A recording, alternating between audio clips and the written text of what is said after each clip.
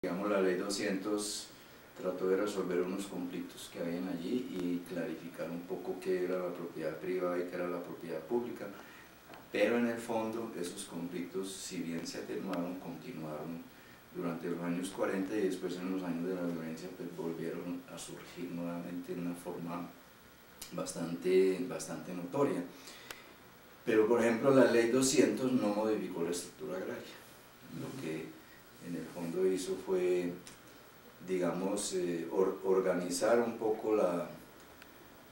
los derechos de propiedad y darle a los propietarios unas garantías sobre esos derechos,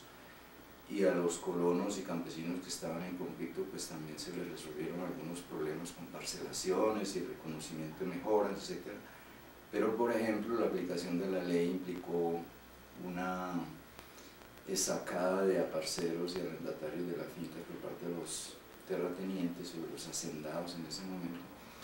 porque no confiaban en que tenerlos en las fincas y pagarles mejoras, eso les garantizara a ellos que después vino la ley 100 del 44, bien conocida porque prorrogó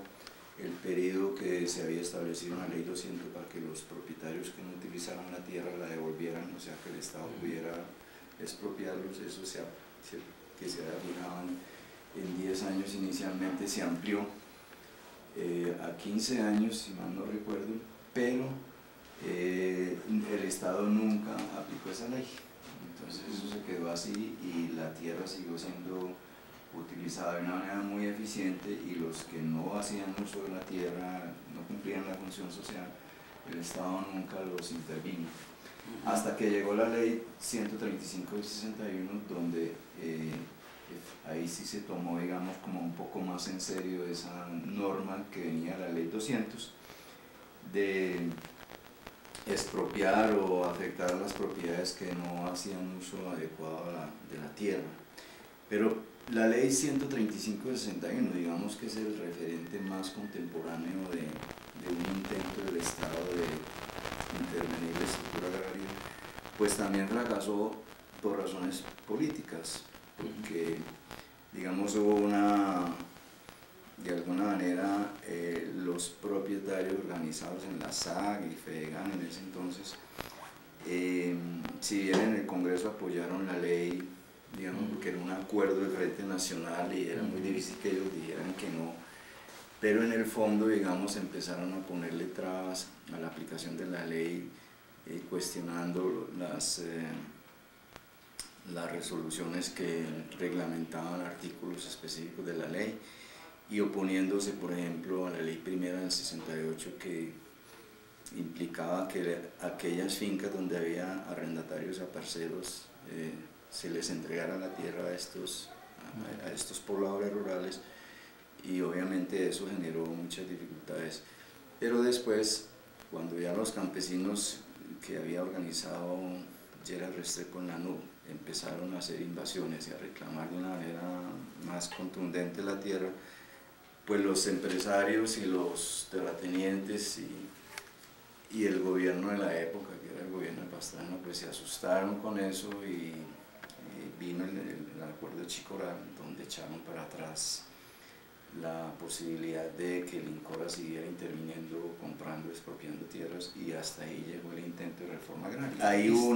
claramente una decisión política. ¿Quiénes firmaban el acuerdo? El acuerdo lo firmaron representantes de los partidos políticos, que eran los mismos partidos liberal y conservador que habían aprobado la ley 135 del 61, y obviamente representantes de los gremios. O sea, fue los políticos en representación de los gremios, digamos así, fueron los que firmaron la ley, y obviamente el gobierno de Pastrana en ese entonces. Entonces allí fue claro que hubo una decisión política de no continuar haciendo reforma agraria, de no seguir redistribuyendo la propiedad, y entonces la ley cuarta del 73 introdujo una serie de nuevos elementos que entraban todo el proceso, y prácticamente por eso se paralizó. Después de ahí para adelante yo diría que la ley 30 de 1988 del gobierno de Barco fue el último intento que se hizo de recuperar digamos, una idea que era que el Estado interviniera en la estructura agraria, afectándola, así fuera de una manera marginal, pero afectándola como una propuesta que en ese entonces estaba muy ligado a que el gobierno de Gaviria con la apertura económica, y hasta ahí llegó nuevamente la intervención del Estado, y entonces se abrió la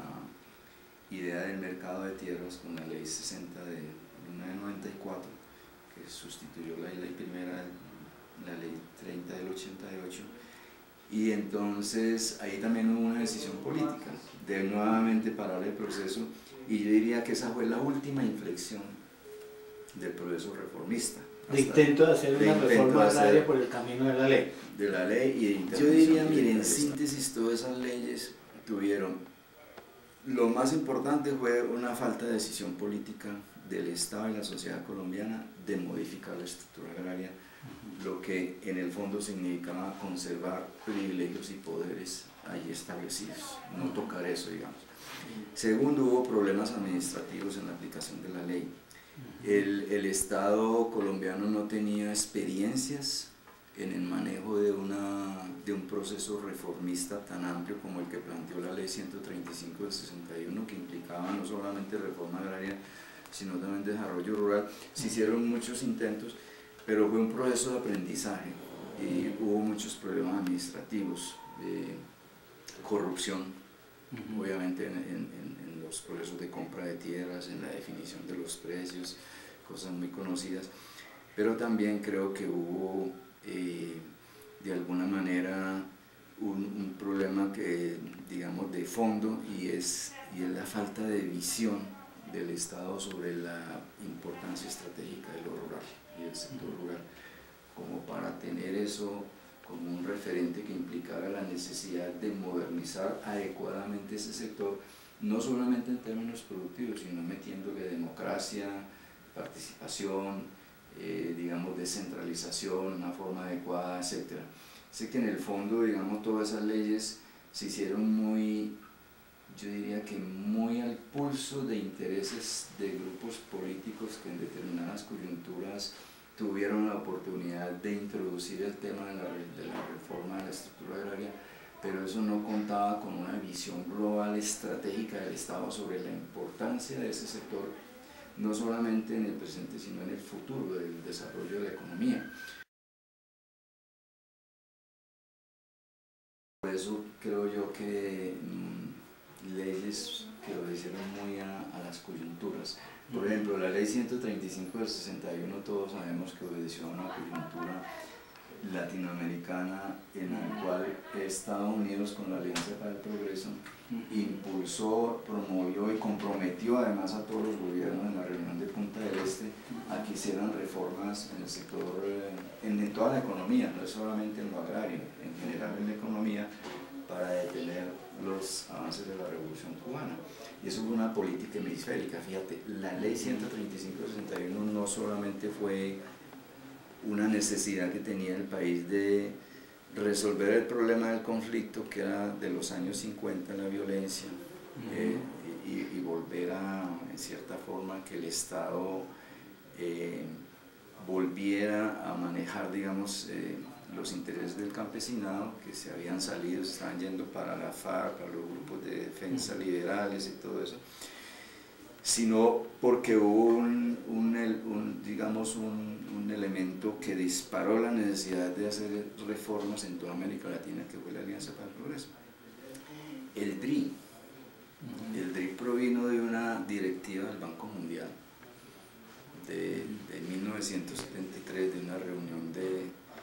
que hubo en Nairobi en 1973, que planteó el desarrollo rural integrado como una estrategia frente a los fracasos que había habido en América Latina y en buena parte de los otros países sobre los procesos de reforma agraria. Entonces el DRI no fue una cosa inventada por nosotros, sino que fue una cosa traída por el Banco Mundial. El único programa, fíjate, interesante, que fue propio, autónomo de Colombia, fue el PNR, porque ese sí fue el resultado de un proceso de negociación. El gobierno de Betancourt, con la desmovilización y su propuesta de acuerdos de paz y toda esa cosa, que implicó una intervención del Estado en zonas de conflicto que en ese momento eran claramente definidas y que implicó intervención en la compra de tierras, incluso agilizando los procedimientos. Pero ese fue el único proyecto, digamos en términos rurales, que fue propio del Estado colombiano. Los otros se murieron. El DRI se murió cuando el Banco Mundial y las entidades de organizaciones no financiaron más en el año 96 en el gobierno de Samper, lo cual quiere decir que no había allí un convencimiento y una decisión clara del Estado colombiano de hacer un desarrollo rural y modernizar la agricultura, incorporar a los campesinos al proceso de desarrollo, pues, y a la democracia y todo eso.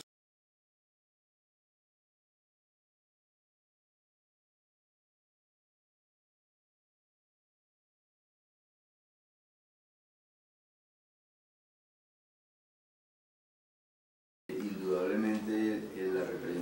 los propietarios de la tierra han estado sobre representados políticamente en el Congreso. Y es claro que la tierra en Colombia genera poder político, cosa que por ejemplo no sucede en los países que ahora resolvieron el problema agrario, donde los propietarios tienen poder pero no lo ejercen como poder político, sino con base en los mecanismos normales de la democracia a través del lobby y cosas como en Estados Unidos.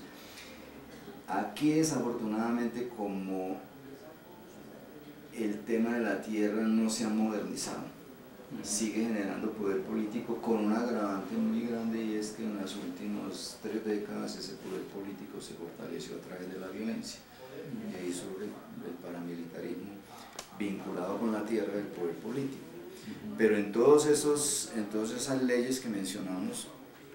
la capacidad el poder, digamos, de los terratenientes se ejercía en el Congreso a través de las representaciones liberales y conservadoras, y eso no ha cambiado. Digamos, hoy en día sigue existiendo esos poderes en el Congreso,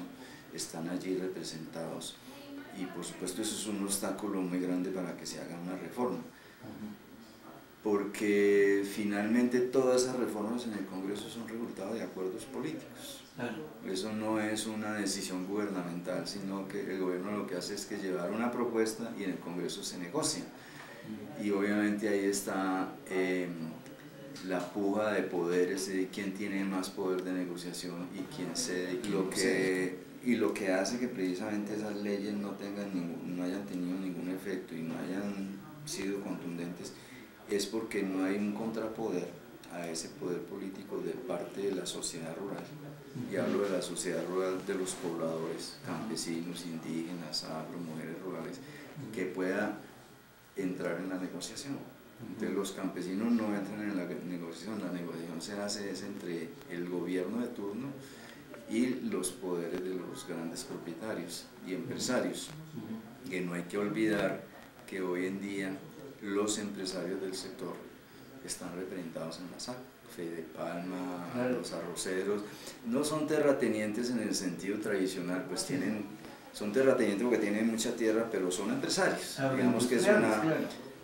agroindustrial, pero ahí están representados esos intereses. Y no creas,